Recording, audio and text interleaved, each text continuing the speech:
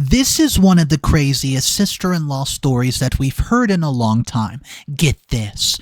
Sister-in-law steals ultrasound photos, posts them on Instagram pretending that she's pregnant and having a baby. Meanwhile, these pictures do not belong to her at all. They belong to her brother's wife, who's posting this whole story trying to get a little bit of advice because her own husband won't listen because he thinks that his sister is an angel. And guys, when I tell you this story is twisted, you've seen nothing yet. My sister-in-law told everyone I was lying about being pregnant, then stole my ultrasound photos while visiting and posted them on her socials, claiming they were hers. She held a full gender reveal party, accepted gifts, and even booked maternity shoots. My husband believed her, called me obsessed with attention, and served me divorce papers. 3 months later, she claimed a miscarriage, but I'd already installed a camera that caught her sneaking into my closet to steal my hospital bracelet. I've been staring at this blank screen for an hour now. The bit of humming of my sister's ancient refrigerator is the only sound in this apartment besides my typing. It's 3:47 in the a.m. I can't sleep. Again, I keep thinking if I write this all down, maybe it'll make sense. Maybe somebody will tell me I'm not crazy, and I don't even know where to start. I guess the beginning. Jake and I have been trying for a baby for almost 2 years. 2 years of negative testing, disappointment, and one early miscarriage that nearly broke me. The kind where you start to wonder if something is fundamentally wrong with you, if the universe is telling you something. Well, then it happened. 2 faint pink lines on a Tuesday morning. I remember sitting on the bathroom floor, my legs going numb from not moving, just staring at the little plastic stick like it might disappear if I looked away. I took 3 more tests that day, all turned out to be positive. The first ultrasound was at 8 weeks. I remember everything about that room. That 2 bright fluorescents that made my already nauseous stomach flip, the technician's lavender scrubs, and the way Jake squeezed my hand so tight it hurt. And then that sound, the heartbeat, fast and strong and real. I cried, Jake cried, the tech printed 4 copies of the ultrasound and put them in a little paper folder with a cartoon stork. We decided not to tell anyone until 12 weeks. The miscarriage before had taught us to be cautious. Each day I'd wake up terrified, checking for spotting and overthinking every twinge and cramp. But we made it past that milestone and decided to have a small dinner at our place to tell our immediate families. I made lasagna, which is Jake's favorite, and bought a tiny pair of baby shoes to put on the table as an announcement. My parents figured it out immediately, and my mother starts crying before I even said a word. Jake's parents were absolutely thrilled too, but his sister, Melanie, something was off. She smiled and said congratulations in this weirdly flat voice, and then immediately starts talking about her breakup with Scott, how he ghosted her after 6 months, and how she was going through a really hard time right now. I tried to be understanding, breakups do suck, and Melanie and I have never been super close. But we were cordial. She'd always been a bit dramatic, the kind of person who needs the spotlight but never malicious. At least I thought. After dinner, she asked to see the ultrasound photos. She held them for what felt like forever, staring at them with this expression I couldn't read. When she finally handed them back, her fingernails left little crescent marks on the paper. A week later, my phone started blowing up. Jake's cousin from Michigan, whom I've met exactly once at our wedding, his high school friend, people I barely knew, congratulating me on my pregnancy, but tagging Melanie? I was confused until I checked her Instagram. There they were, my ultrasound photos, my baby, but with captions like, "So blessed to finally share our little miracle, 12 weeks and counting. And after so much heartbreak, God has finally answered our prayers." My hands were shaking so hard I could barely dial Jake's number at work. I remember pacing our kitchen, stepping over the reusable grocery bags I still have not unpacked from Aldi's, trying to breathe while the phone rang. "Hey, what's up?" "Your sister's posting my ultrasound pictures and telling everyone she's pregnant." Are you sure? That doesn't sound like something Mel would do." "Jake, they're our ultrasound pictures, the ones from Dr. Lang's office. I'm looking at them, man." Another pause. "Oh, maybe she's pregnant too. Maybe it's just weird timing." I couldn't believe what I was hearing. with that exact same ultrasound machine, the exact same date stamp, the exact same position of the baby. Look, I'll talk to her okay, but you know how you get sometimes. You can be a little intense. I hung up feeling like I'd entered some parallel universe, and by the time Jake got home that night, I'd worked myself into a state. He said that he would talk to Melanie, who claimed that she's just been so excited about becoming an aunt that she's gotten carried away. He acted like this explained everything, like posting someone else's medical images and claiming a fake pregnancy was just enthusiasm. The following week, Jake's mother organized a family dinner. I kept waiting for somebody to mention the Instagram post, but nobody did. Melanie showed up wearing a flowery top, one hand resting protectively over her completely flat stomach, and when I tried to bring up what she had done, Jake changed the subject, and his mother gave me a look that could freeze hell. Later in their kitchen, I overheard Mel telling Jake's aunt about her horrible morning sickness and how she was craving nothing but sour cream and onion chips. Isn't that weird? I confronted Jake that night. We were standing in our bedroom. The ceiling fan driving me crazy with those clicks. Ugh, well. It just always makes that sound and he never fixes it. I asked him point blank why he's always allowing his sister pretending to be pregnant with our baby. She's not saying it's your baby, Olivia. She's pregnant too. She's not pregnant, Jake. This is insane. Well, she says she is, and honestly, the way you're acting right now, it's scary. It's like you're obsessed with her or something. I couldn't sleep that night. I laid there listening to Jake breathe, scrolling through the comments on Melanie's post and people calling her a glowing mama-to-be, asking about due dates and nursery plans, and I felt like I was going crazy. At my 16-week appointment, Jake could not come because of a work meeting. I remember sitting in that paper gown, my legs dangling at the examination table when I had to go pee. I left my purse in the room for literally 5 minutes. When I came back, nothing seemed off until I checked the new ultrasound photos later that day because they weren't there. And guess what showed up on Melanie's Instagram that night? My 16-week ultrasound with the caption, "Growing like a weed. Doctor says our little bean is right on track." I lost it. Called Jake at work again, and this time actually crying. He came home early, but not to comfort me. We had the worst fight of our marriage standing in our kitchen, dishes from breakfast still sitting in the sink with rain streaming down the windows. I remember the smell of the chicken I've been defrosting sitting on the counter forgotten. "You need to stop this, Olivia. You're being, I don't even know, obsessed with attention or something." "Oh, I'm obsessed with attention, but your sister's literally pretending to be pregnant with my baby." "She's not. She's pregnant with her own damn baby. Why can't you just be happy for her instead of making everything about you?" I tried to show him the dates of my medical paperwork, the fact that her supposed pregnancy timeline exactly matched mine down to the day, and he refused to even look. "I'm done talking about this," he said, and walked out. The door slammed so hard our wedding photo tilted on the wall. He didn't come home that night or the next, and I called, texted, no response. And when he finally appeared 3 days later to grab some dishes and clothing, he told me he was staying at his parents' for a while, until you get whatever that is under control. Things got more surreal from there. Melanie had a gender reveal party, and with those stupid blue smoke cannons, I saw the whole thing play out on social media while eating 3-day-old beef and broccoli straight from the carton, standing over my kitchen sink at midnight. "It's a boy." Her version of my baby was suddenly a boy, even though my doctor had not determined the gender yet. She hashtagged it, "Baby Boy Davis and Mama of a King." Jake stopped coming home completely, and when he did go and drop by, it was always just when he knew that I'd be at work. He would take more clothing, more personal items, and leave the bed unmade in a way that felt deliberate. He would not answer my calls, only responding to texts with one-word answers. I found out from my neighbor that Jake had been helping Melanie prepare the nursery for his nephew.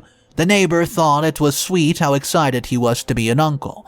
I smiled and nodded and then cried in my car for an hour. Then a package came to our home, and, well, my home now, I guess. Maternity photos. Melanie in a field at sunset wearing this flowing white dress, her stomach suddenly conveniently round, and the photographer had tagged Jake as having purchased the session as a gift for his sister. I was spiraling. I could not eat, could not sleep, my own pregnancy was progressing, and my belly was actually growing. The baby actually moving inside me while my husband was playing expectant uncle to a baby that did not even exist, that was actually mine. And then I came home early from work one day with a migraine, just to find Melanie in my house, just standing in my living room like she had every right to be there. Jake gave me the key. I'm just getting some of his things. But she was nowhere near Jake's stuff was the thing. She was hovering by the desk where I keep my medical paperwork. Something in me snapped, and I did not confront her. I was actually too terrified to speak. I just stood there until she left, making up some excuse about needing to rest because pregnancy is exhausting, you know. The next day, I bought a small camera. It was nothing fancy, just something I could hide in my bedroom closet from Amazon, pointed at where I stored my documents. I felt like a crazy person installing it, like maybe Jake was right and I was losing my mind, but I needed to know. A week later, he served me with divorce papers. Yeah, divorce papers cited delusional behavior and harassment of his sister as reasoning. I actually threw up after the server left, just made it to the bathroom and emptied the half-protein bar I managed to eat that day. His parents called that night, suggesting I get psychiatric help for my jealousy issues and inability to be happy for Melanie's blessing. I hung up mid-sentence and turned off my phone. The next day, I packed essentials and moved in with my sister, brought all my important documents and the hidden camera still recording and the clothing that still fit in my growing belly. My sister Zoe did not ask questions right away, just made up the guest bed and ordered Thai food and sat with me while I stared blankly at whatever was on the TV. Meanwhile, on Instagram, Melanie was documenting her pregnancy journey. Obviously, daily updates. 24 weeks along now with a perfectly rounded belly that never looked quite right in the photos. Yeah, people were starting to send her gifts. She would post nursery reveals with the crib Jake and I had picked out together months ago. I'm sorry this is such a mess of a post. I've been up all night and my thoughts are all over the place, really. I just need to get this out before I scream. 3 weeks after moving out, I started therapy. Dr. Brennan. The first session, I just word vomited the whole story while she watched me with this increasingly concerned expression, and at the end, she said, "Olivia, I want to be very clear about something. What you're describing is not delusion, it's abuse." It was the first time anybody validated what I was feeling, and I broke down completely, like embarrassing snotty, can't catch your breath sobbing. My bump was getting harder to hide by then. 22 weeks and definitely showing. People at work started asking questions. Why wasn't I posting about my pregnancy? Was I not excited? One coworker even mentioned seeing Melanie's post. We have some mutual friends and asked if we were due at the same time. I just said I was keeping things private and changed the subject. Then came the grocery store incident. I was in the vitamin aisle picking up my prenatal pills when I literally ran carts with Drew, Jake's best friend since college. There was this horrible moment where his eyes dropped to my belly and then widened in confusion. "Oh, I didn't realize both you and Melanie were pregnant." I don't know what came over me, maybe it was sleep deprivation or whatever, just being so darn tired of it. But I told him everything, right there between the vitamins and protein powder aisle, the whole insane saga while he stood there looking increasingly horrified. "Jake's been acting weird for months. Not answering texts, canceling plans. When I do see him, he seems off, but I never imagined this. Crazy." "Oh no, it's really messed up." I hired a lawyer after that, had them send a carefully worded email to Jake and his attorney documenting my pregnancy timeline and medical records, requesting acknowledgement of paternity.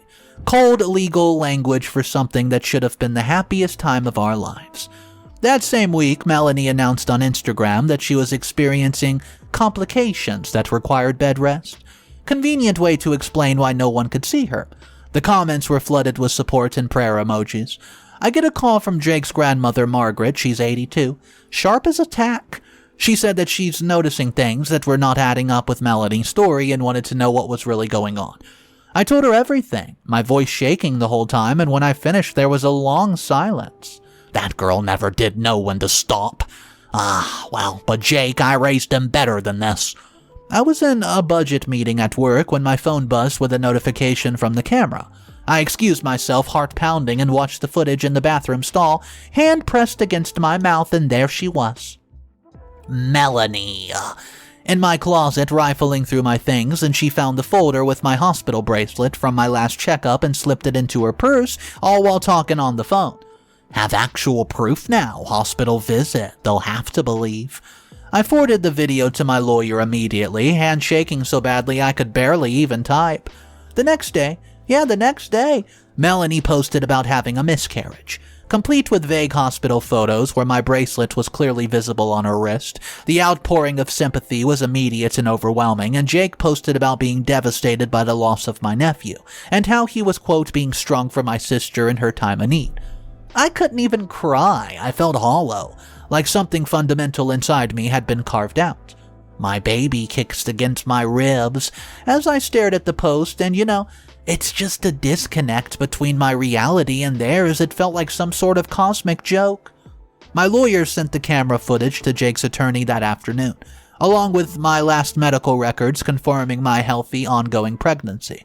I don't know what Jake's face looked like when he saw that video. I only know that he showed up at Zoe's place the next evening, unshaven, eyes bloodshot, and looking like he had not slept in days. He asked to see the video for himself, would not meet my eyes as Zoe reluctantly let him in. We sat in her living room with the fish tank bubbling in the background, this weirdly normal domestic soundtrack to the complete implosion of my life, and I handed him my phone with the video queued up already, and watched his face as he saw his sister stealing my medical information. When it ended, he didn't speak for a while, just sat there head down, and finally he started apologizing, stumbling broken sentences about how Melanie had been so convincing and had evidence and seemed so genuinely happy, and how he had been confused by my accusations.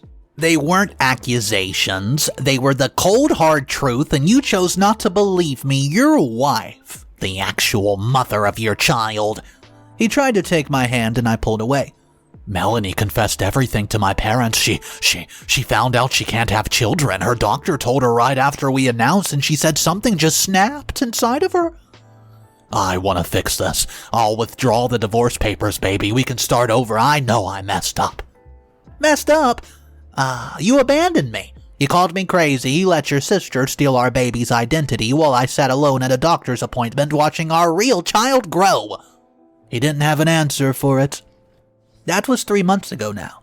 My daughter, she was born last week, 7 pounds, 3 ounces of perfect streaming life. Zoe was with me in the delivery room, and Jake waited in the lobby. The divorce papers have been withdrawn, but I don't know what happens next. He comes by every day to see the baby, sits awkwardly on Zoe's couch, holding his daughter like she might break. Melanie's apparently in therapy, and Jake's parents have, apologized, sent gifts, and offered explanations. I obviously accepted the gift for my daughter's sake, but I keep the visit short.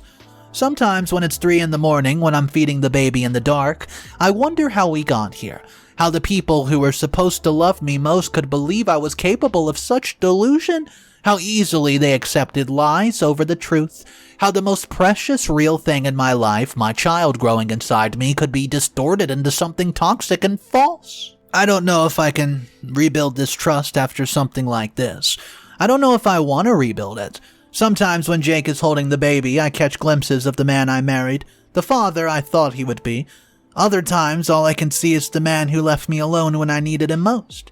The divorce papers sit in a folder in Zoe's guest room closet. Some days I think about signing it. Some days I think about burning them. Most days I'm just too exhausted to think at all. I guess what scares me the most is not what happened. It's the part of me understanding how it happened. How easily reality can just be twisted. How desperate people want to believe what's comfortable over what's the truth. The thought keeps me up at night, watching my daughter's tiny chest just rise and fall, wondering what other lies are waiting for us. But anyways, that's it from me, guys. Thank you for all the support. You probably won't hear back from me. I need a break. See ya.